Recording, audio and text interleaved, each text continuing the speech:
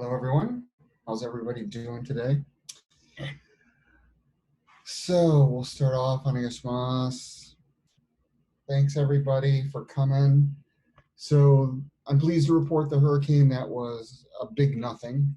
No wind, really, no rain. It was pretty much just brushed on by and caused a lot of hoopla that didn't actually happen. And that's a good thing. Wish I could say that about the pandemic. Unfortunately, I can't. So today's class, we are going to be on page 15.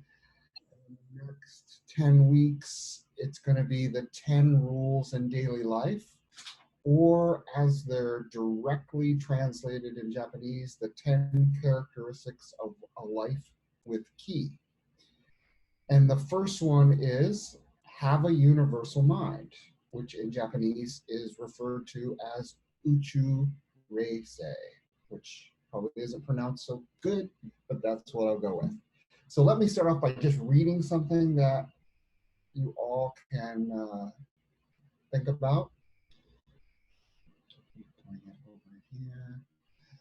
The universal mind is the mind which is firmly unified in mind and body.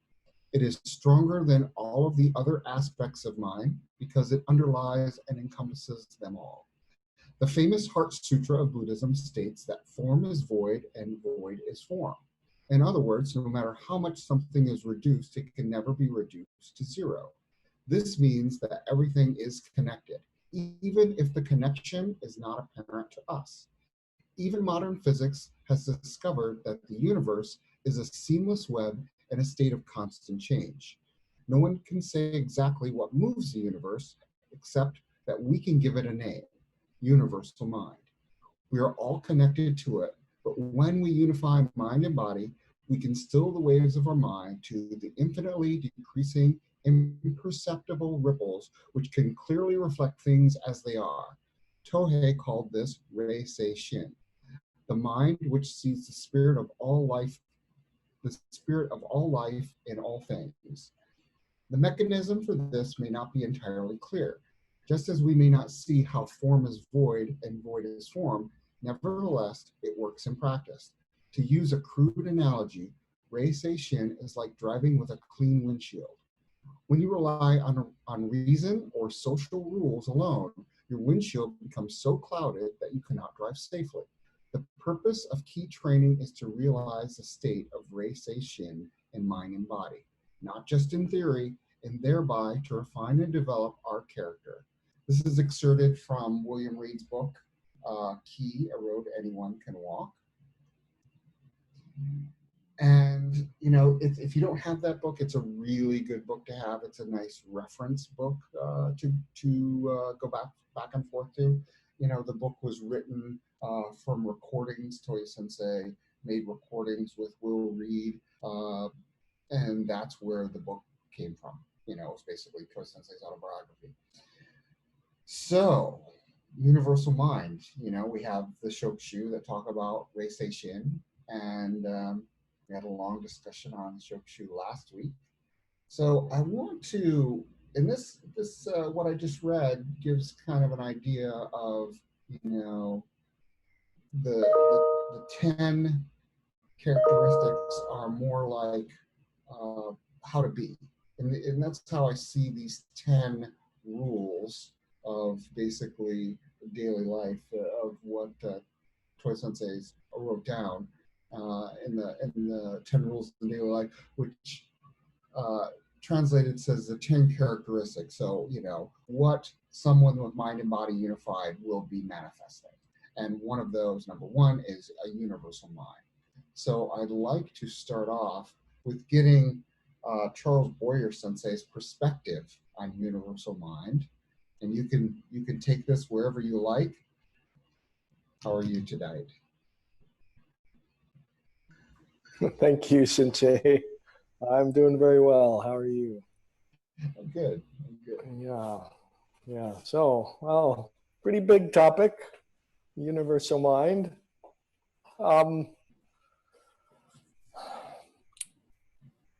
My perspective on this is that, you know, as we train, our understanding deepens. Whether there's some moment where it all changes suddenly, I cannot speak to. I can speak to a gradual change with small moments of deepening my understanding of this. But I can tell you also that some of the things I've heard recently in our talks with the discussions with Curtis Sensei have been very, very useful for me in my own understanding and my own sitting practice. So, for instance, he talked about the universe as an experience, not as a thing. And so this I've been sitting with quite a lot lately. I mean, it just, it kind of has one, it left me with one of those kind of light bulb type moments. And another thing he said recently that also got me, that, you know, got me going in new directions was when he started talking about, there was a class maybe a couple of weeks ago where we were talking about Otomo. And I think we had been talking about it in your class here. And then he picked it up in his class after watching the video. And he reminded all of us who had spoken at length about Otomo that it's, whether it's good or bad, it's not about ourself, right? And so in terms of deepening my understanding of universal mind, these have been some of the recent things that have helped me, rather than I'll give you some kind of deep explanation of what I think it is. I know it's just not something I can put into words. So instead, I prefer to give you like what has helped me deepen my understanding. And of course, training, sitting is very important to deepening that understanding as well. And as I said in other classes, I think teaching has also helped me. In a way, it puts you in a position where you have to really deepen if you want to be a better teacher.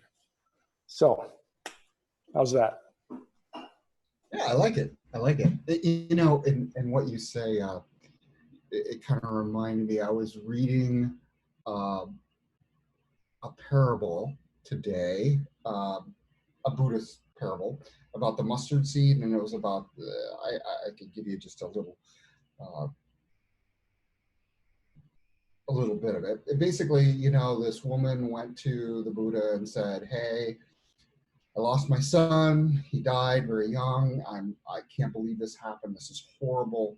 You know, what do I do? This has got to be, this is horrible that this happened to me." And he said, "Oh, yes, it is." He said, "You know, what you should do is I'll be able to raise your son from the dead if you can find a mustard seed from someone in and around that's never had a loss or never had anything bad happen." And she goes, "Okay, I'm going to do it." She goes from house to house. And of course, somebody's died there, somebody's had something happen there. And she realizes that, wow, I'm not the only person suffering. So she buries her son and becomes a student of the Buddha. And what that kind of brought up to me was he didn't tell her what was wrong. He gave her a quest. And it's kind of like what you're saying. It's like the teacher's not going to tell you what universal mind is. He's just going to plant the seeds so you can go on your own quest and figure it out because you're the one that has to experience it. Nothing anyone says to you can tell you what it is. So yeah, I like exactly what you're saying there. And that's a good point in teaching. You know, you can't teach somebody, you know, you can show them a little bit, but you can't, they have to do it on their own. They have to find it themselves. So I think Christoph wants to say something. He looks really eager. How are you doing this morning, Christoph? What's his finger? Me? Yeah, you, baby. How are you doing today? I'm okay, sleepy. So, what do you think of the subject, universal mind, Christoph? Not much. No, I don't have much to say for my defense. Um, no, I would say to me, it has to do with something that transcends differences among us, the human beings, and that brings us together. And somehow we we the way I see it is somewhere we are one. We all related, and exactly how it's difficult to describe, but we have this connection, and being able to progress into understanding this is enriching, and is yeah, it's the realization of I don't know, humanity. It's a big vague maybe what I'm saying, but yeah, transcending the differences amongst us.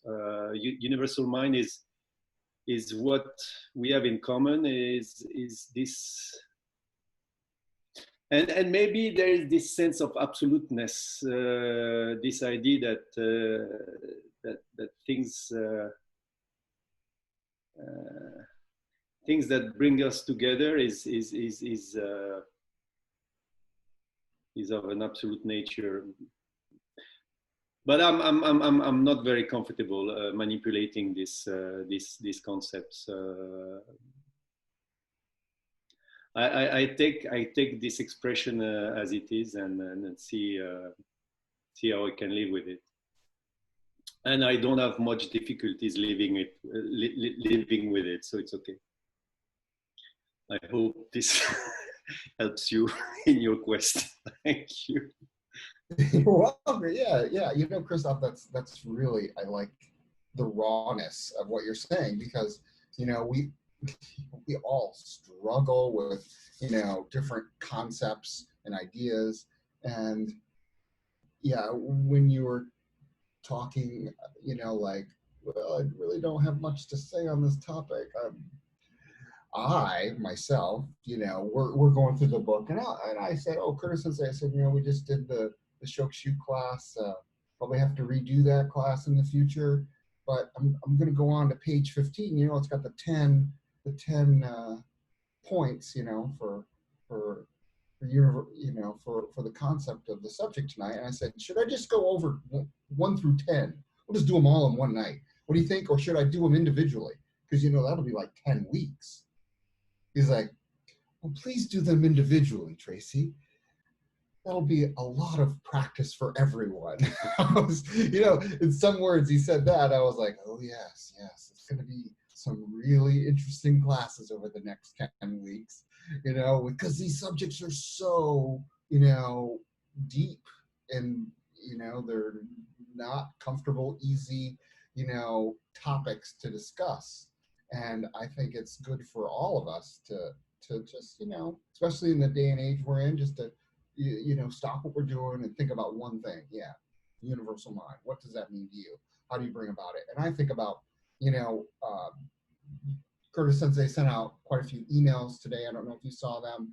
And, he was talking to Nadia about meditation and Shuchu Ho, Kakudai Ho, expansion, contraction. And that's kind of exactly what Toy Sensei is talking about, stilling the waves of our mind. Curtis Sensei would always give these analogies. I remember, not so much now, but back, I remember him distinctly giving analogies of, think of it when you're meditating, of a clear pond, and if the waves are super rough, you can't see down into the water. It's too rough. That's like your thoughts, and you got to calm your thoughts down so you can actually look in the water. And meditation is a really good practice, and it's not an easy practice. And I think, one of the emails I read, people ask and say, oh, how do you take your calmness outside of meditation into daily life? I tend to lose it. And some people may not have a hard time. They might have a hard time understanding that, or, oh, this is way beyond what I can do. So I would say, do the opposite. Take your crappy day and bring it into your meditation, and what does that bring up in you? And how do you calm yourself down from having a bad day? Doing meditation throughout the day, you don't have to just do meditation in the morning or the evening. Sometimes during like work, I'll just pull off and for my work and do 10 minutes, just centering myself, doing a little expansion contraction, and moving throughout the day after that. It's not, you have to do, we tend to put these practices in, do this at this time. Not necessarily. Do this when you feel the need to do it, or when you don't think you need to do it. It works kind of like that. So I'd like to hear from Ilaria. How do you see this universal mind subject? Thank you, Sensei. The metaphor for Reisei Shin universal mind of a dirty windshield. Yeah. I've heard people say a lot of times, like, we all have a filter, and so whatever comes in, like our conditioning, whatever it may be, our beliefs, the way we grew up, filters through it, and so we never see the world for as it is. And then I was just gonna say about as far as paying attention goes, sometimes throughout my day, especially it happens when I'm upset, I'll remember to pay attention, and then I'll just sit and then pay attention. And it's the difference in how I feel is immediate. Like if I just get out of my head for a few moments, I'm like, oh, okay. And it's just a completely different sensation. Right. Yeah, I totally agree with you there. Anything else to add? Not that I can think of. Thank you, Sensei. Yeah, great. Thank you so much. Yeah, I don't know, maybe a few people know, but after I moved to Maui, I moved in 2003 here, and I would have to say, I think it was 2004, 2005, I got injured pretty bad. Not too many, only a few people know that I was injured really bad. And I thought it was a pinched nerve in my neck. I couldn't do any ukemi at all, zero. And this is how bad it was. I couldn't, at the same time this had happened, I'd had an ankle injury where I had to have surgery on my ankle. I couldn't partake in Aikido. I'm sitting on the bench. If you know the bench at the Maui Dojo, I'm sitting on the bench. Suzuki Sensei is sitting out of his office on Sunday mornings next to me. I'm still hitting a bell painfully, with my neck problem and shoulder problem. And I'm just gotten through it. Just totally just gotten through it. And it was really hard for me to do any kind of breathing practice because I was in pain, just constant pain all the time. And I sought out a friend who I had done Zen practice with on the mainland. He's a pretty famous meditation teacher now, and he specialized in meditation for people who have chronic pain, to deal with chronic pain. And he gave me a meditation that really super helped me. And that was basically just focusing on, what you see, what you hear, and what you feel. Just those three things. And of course, what you hear not only is what you're hearing externally, like the cars or people talking, but also that little voice in your head. little monologue you give yourself, whether it be your own monologue or your mom and dad's monologue or somebody else's monologue that's going on in your head. Just recognizing, oh, notice that. And then, with what you see, of course, even with your eyes closed or eyes open, you still have sight. Your eyes are closed, you still have, you can sense light, darkness, changes even with your eyes closed.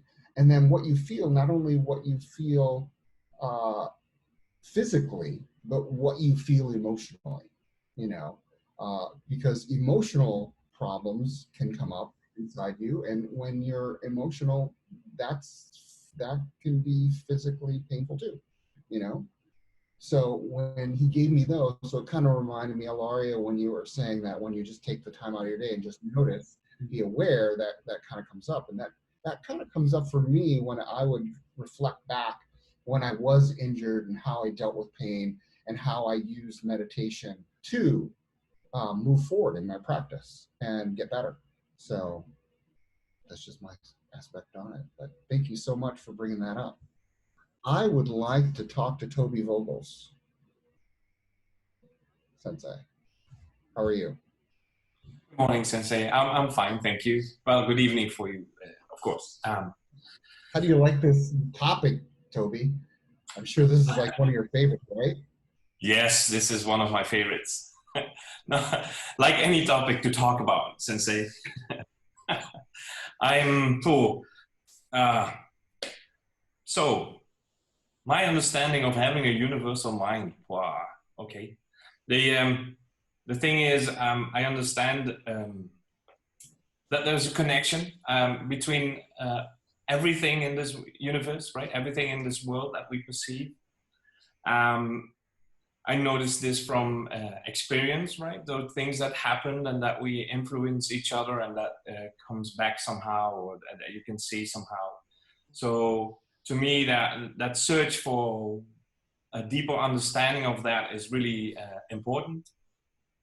I like Carlos Boyer Sensei's remark about the universe as an experience, not a thing. That kind of, wow, okay, changed also my perspective, because I have always been on the search for a maybe scientific understanding or more knowledge, knowing what is going on, understanding and being able to explain what is going on. But this makes it more like experiential. It doesn't matter whether you can explain it, but you can be aware of the connection and deepen this connection and be more in it. As to how to do that, of course, we have the we have the training that we normally do, but I also think it's very important to stay be part of real life. So don't become a monk, but also participate in life in order to realize that this connection exists, right? As a school teacher, I have maybe 30 students every single hour that change. So 30 people that I have to deal with in any situation, or after every class or during every class. And that makes 30 different characters, 30 different people. And there's 30 different relationships, and how to deal with that, and how to be with all those students separately, but also as a group. I think that is, so being in daily life and participating in it fully helps a lot, I think, in understanding that there's this connection and how this connection works. But it's also, realizing that there is this connection also creates a big responsibility for us, because it means that every action I am taking, everything I'm saying has a result, has a consequence. So I have to be really careful about these things, I guess. Sure. Being careful. How's that working for you? No, I think then we come to point 7, but that's in class 7, right? Thinking deep and judging well is not one of my better characteristics. Don't be skipping ahead here, Toby. We got to keep on. No, I'm staying with one. Oh, thank you so much. Yeah, I like that. Yeah, that's good stuff. Susan Grigsby Sensei in Seattle, how are you doing tonight? Hi, Sensei. Thank you. I'm doing just fine. My thinking about it is more really just how do I think of that in daily life?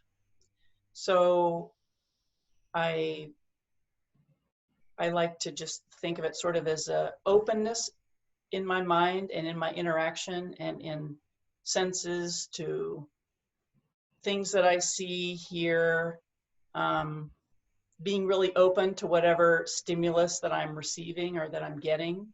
And it's more really in relation to people that I'm around, relationships that I have, whether it's the neighbor or family member or, things like that. So I find it's easier for me to be more open to what I'm sensing from people who I'm not as close to. So if I'm walking around the neighborhood and I stop and chat with a neighbor, I really try to sense how they're feeling, where they're coming from, that kind of thing, being open to what I'm getting, input I'm getting from them. And I think it's because when you're getting input, of course, from a family member, it's different because you have more of an investment in that relationship. So people that you are a little more distance from, I feel like it's actually easier to do it that way. And people that I have a closer relationship, it's a little more difficult. So. Oh, interesting. So when you were in Japan, did they talk about these subjects a lot in Japan when you were in class?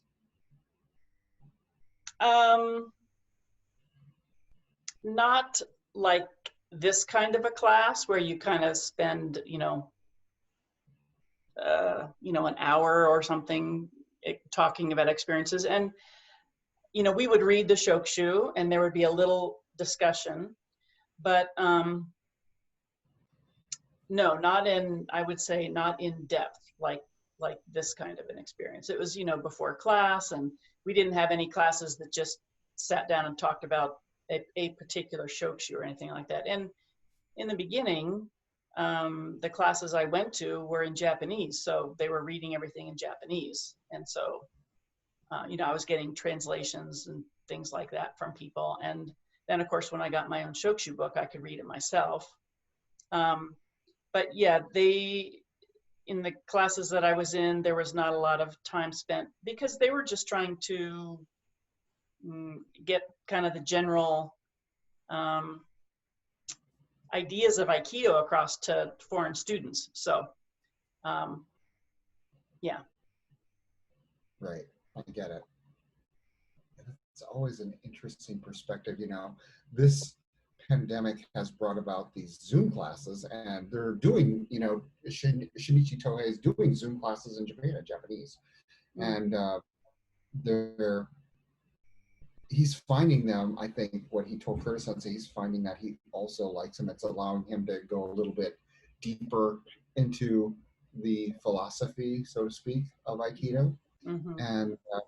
And Curtis Sensei has absolutely loved these Zoom classes, allowed him to connect with everyone from Europe and, the mainland and here in Hawaii. So it's always been good. So yeah, that's an interesting, I like what you're saying. So Fincher, Sterling, sir, Sensei, how are you doing tonight? Hello, Sensei and everyone. I'm doing great. Thanks. Universal Mind. Could you again read the other wordage on the title for? Oh, sure. So 10 rules in daily life is what we have in our manual, but the actual Japanese translates to 10 characteristics of a life with ki.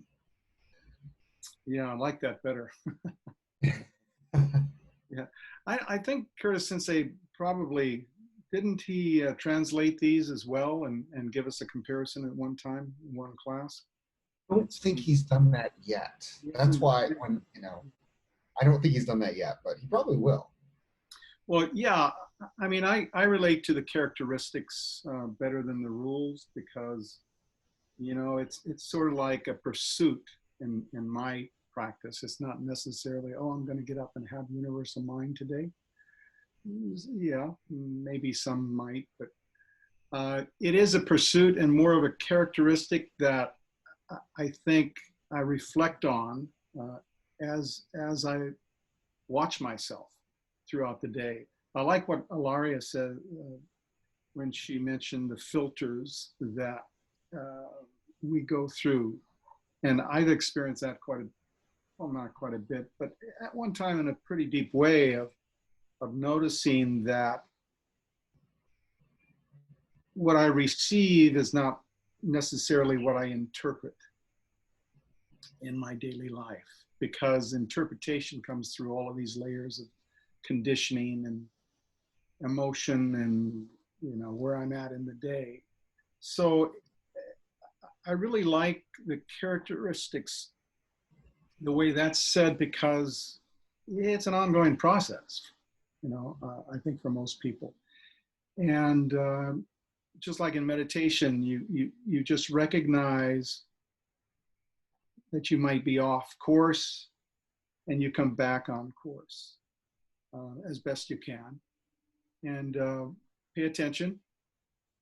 And with the universal mind, in one sense, it's sort of a responsibility, this characteristic of living, that if you take it as a responsibility, then it's easier not to be so self-important, not to be so correct all the time, as you go through the world and you interact with people, knowing, maybe you're not experiencing it at the time, but, this is your practice. So it does bring you back to pursuing this understanding. So for me, it's a pursuit, and it's like meditation. I fall away all the time and I'm coming back and pursuing this type of connection with people in my life and my surroundings, I guess. Yeah, a pursuit. Yeah, meditation is a good analogy, and that's what it's kind of Toy Sensei's trying to bring across, I think, in key training. It's a big part. Suzuki Sensei would always say, the interdiscipline training, fellows, that's where you really learn, and that's where you build your character in the interdiscipline training. Whether it be meditation, key breathing, misogi, he was always talking about that. I mean, there wasn't a time that he did not teach that in class. And it kind of reminds me of, this, the Zen teacher I had, Sasaki Roshi in the mainland. He was the oldest Zen teacher in the world. He was over 100 years old. And anytime a new person came to class, started over again, went back to the basics and started the class over again. Whatever, I mean, you could be 6 chapters deep in whatever you're doing. If a new person showed up, boom, you're back to chapter 1. And he would do that constantly. And I remember some of the senior students just going, is he ever gonna finish? I mean, and of course not. You're not going to finish. This is an ongoing process, folks, and we just have to make the best of it. And one way to do it is just manifesting that universal mind over and over and over again. William Paiva Sensei, how are you doing there? No wind in Honoka'a, right? This weekend it was there's no hurricane. Actually, it's kind of interesting because I kind of gave myself the weekend off to watch the news and keep track of what was going on. And we had a lot of rain yesterday. I was right in the area on the Big Island that had the most rain. My daughter Hilo had a beautiful day. And then today, we've had more wind today than we had in the past maybe 3-4 days. So it was kind of interesting, but I'm glad everybody is safe and that we dodged a bullet again. Mm-hmm. So going on with the subject though, these classes have been so helpful And I can see why this is in the same chapter as the Shokushu. And last week, it kind of was interesting to me that we all come from such different experiences to the Shokushu. And then when Curtis Sensei talked about it later in the week about this was Tohei Sensei's experience, that completely changed it for me. And I think that this 10 rules in daily life is also the same sort of thing. I always told my students, incorrectly I suppose, that as we read the Shokushu, there were 22 different paths up the same mountain, that he was trying to tell us the same thing in different ways. But when you think it in the terms of Tohei Sensei's experiences, it changes the experience for me. So this was really, really profound for me. So I think the key word tonight for everybody seems to be experience. And when I first, pulled this up and looked at the 10 rules, I said, well, same thing, but it's not. It is an experience. All of this is an experience in itself. And no matter where we're at, we're experience it one way or another. And I'm just glad that I get to experience it the way I have. And that every day it's a brand new experience. And I think, yeah, that's what I think about this. Yeah, I mean, that's the I've always kind of went back to is when you look at the 4 principles, you must do this, keep one point, relax completely. When it's more like, it's a description, not a prescription. It's describing what mind body unified is, not a prescription of do this, this, and this, and then you're going to get this. Take these 2 aspirins, call me when your headache should be gone. No, it's not like that at all. You're describing, and that's exactly what I liked, when Fincher had me reread the translation and talks about characteristics. And if you look at Will Reed's book in this section, he talks about, Tohei Sensei was never one to tell you how to live, but he believed in certain characteristics that would define a character of a person. And I think that's what key training is. That's why we do the key training and not just techniques. And I think that's a big thing. But I would like to hear Olaf Schubert Sensei from Germany. How are you doing this evening or this morning in Germany? Yeah, good morning, good evening. I'm doing fine. Great. It's a hard, difficult subject. You mentioned the Zen Roshi, and in Zen they always describe what they want to talk about, what it is not, because it cannot be described. And we find the same in the Tao Te Ching, the first sentence. And the same is here going on with this universal mind. We are all talking about things around it. What the characteristic of a person is who has a universal mind, and then we describe things and how the mind is and how we behave when we have universal mind, but we can't talk about universal mind itself. So it's hard when you say, okay, what do you think about universal mind? Yeah, we can think a lot around it, but what can we think about universal mind? To me, this is a state, if you can call it that, of being.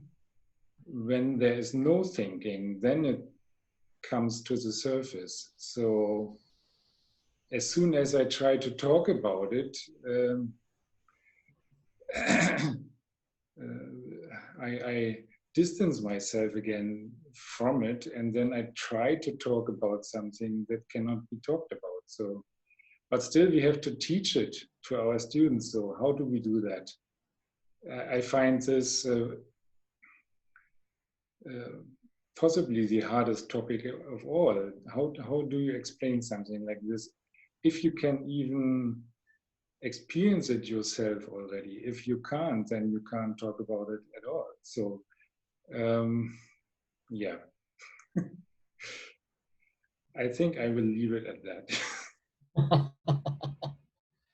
Yeah, that's the thing, you know, teaching it. That's why I think Toi Sensei prioritized key training more than Aikido techniques, you know, teaching people how to keep one point, you know, and you know, like he's, and I think Suzuki Sensei and Kurta Sensei also, they really emphasized, you know, the interdisciplinary training, of course, breathing, uh, meditation, misogi. But yet, when they talk about the key exercises, you know, we do, you know, oneness rhythm taiso before each Aikido class. We do exercises, the key exercises that we do. He was always saying, you got to be able to do this not only by when you're sitting still, but also in movement. And I would say, you know, interacting with people is another form of movement when you're interacting. And Christoph is raising his hand, so he must want to say something. Please. Sorry, Sensei, thank you. I was listening at what Schubert Sensei was saying, and my understanding is one of the things he was putting forward was the mind-body unification and the no thinking, and I like this proposal. The thing is, when I watch a cat, the animal, and the cat is jumping to a very difficult place, I am very impressed by by the mind-body unification that the animal is showing, and it seems to me that there is no thinking involved. The cat is just doing. The cat wants to go somewhere and will put together the right level of effort, energy, etc., and will be there. So is the cat having a universal mind when doing the jump?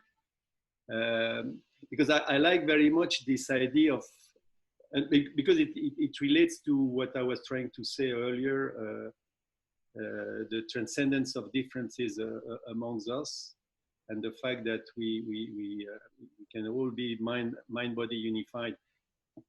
But as a matter of fact, animals can be incredibly mind-body unified, it seems to me. They do things without much philosophy, they just do things.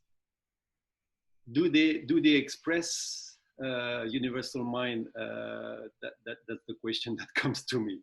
Sorry, thank you.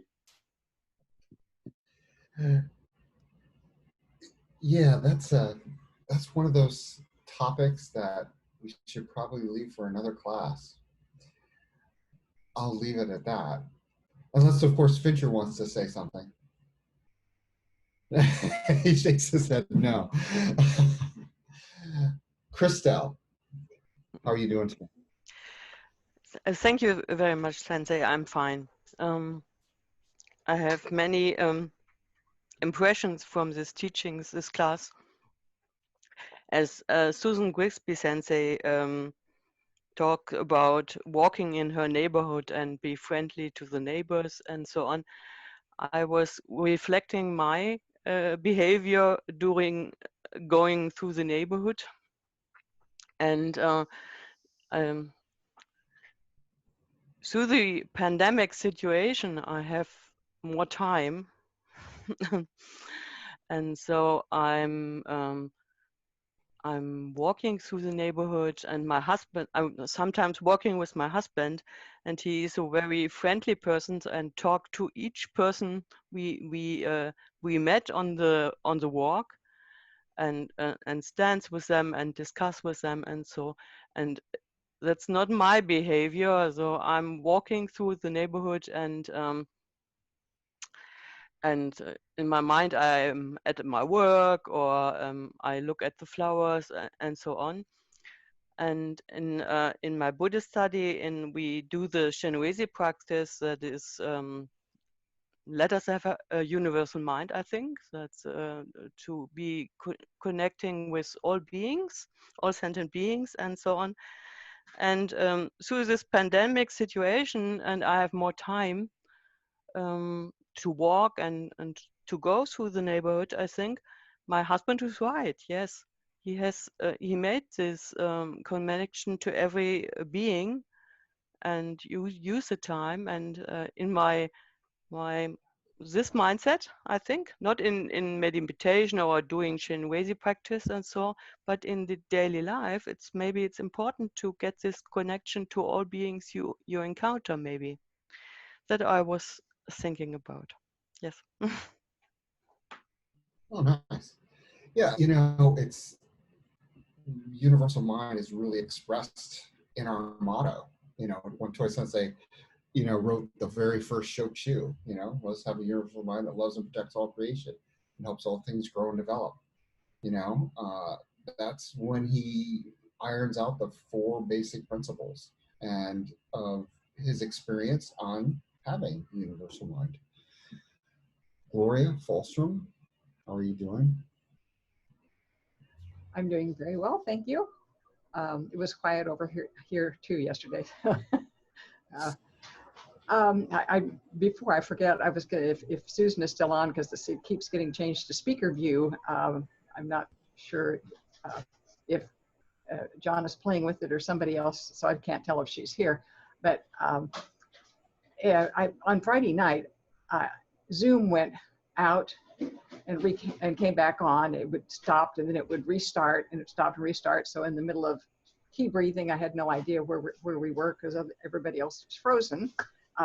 And same thing with meditation. I didn't know which meditation we were on, because it went out and came back in. Didn't know if we had changed. It was really weird. And also I would speak to, I think, Olaf Schubert. Oh no, it was Christoph, speaking about the cat. I have a cat, and he can jump when he wants to be with me. He can jump straight up here, and he's done it once from the back, and I felt the claws. He knew exactly where he was going. He wanted to be up where I was. But on a more serious topic, first time I was introduced to something like universal mind, it was spoken of as universal intelligence in regard to Wolfgang Amadeus Mozart. And the feeling about him has been that he just kind of had a little porthole where music from the universe poured in. It just came easily. It came in, he wrote it down, he almost never changed anything. And if you listen to it, it sounds perfect. He said it was. This sounds perfect. So that was my first introduction to something like universal mind. In terms of Ki and Aikido, I think I experience it most in meditation, especially if I am meditating from at 5 o'clock, with most other people are in the morning, or when many people are. And when we do it on Sunday mornings together, and there have been some weeks that Curtis Sensei has commented about what a moving experience it was, just feeling that complete connection with everybody. And I have to say, there are many people who come to these classes that I have never actually physically met, except for Olaf Schubert from Europe. But I feel like I know all of you, and we're good friends, so maybe that's the universal mind at work too. Yeah, I can see that. Yeah, these classes have really opened up a new dimension, I would say, to training and connecting with everyone. And even, when I read the section from Will Reed's book about even if you don't recognize there's a connection. There is, if you don't recognize it, still there's a connection. We just have to, calm ourselves down and get out of ourselves. I think a lot of times we're so much in our hamster wheel in our brain sometimes that we forget to keep one point. I would like to call on someone new. Kayomi, I've not called on you the entire time we've been doing this, but I figured, Thank you, you're so there, you're right there. I figured you're right. How are you doing? I'm doing fine. Thank you, Sensei. Universal mind. What Carter Sensei said one time was, he said, one point is a connection to other people. And that really resonated with me because my own mind, I think it's shoga, small self, is too judgmental, and my heart is too emotional, and it's sometimes difficult to truly connect to people. And but through one point, I think it's easier to connect, and like Mr. Christoph was saying, like transcending people's differences and really connect to the person behind that, even their characters or their emotions, and their differences in positions. I think it's easier if we focus on what's behind. And I think universal mind probably like watching flowers. I think cat is also, I believe, has a universal mind because that connects, I think, all living things. Like a flower, if we just got so attracted to it, almost like you are almost like so intensely connected, then you don't have any minds in between. So then I think cat is in that state. And also humans are more difficult because we think and we feel all the time. But if certain time, like for me, I'm a teacher. So when I teach children, I don't really think of me.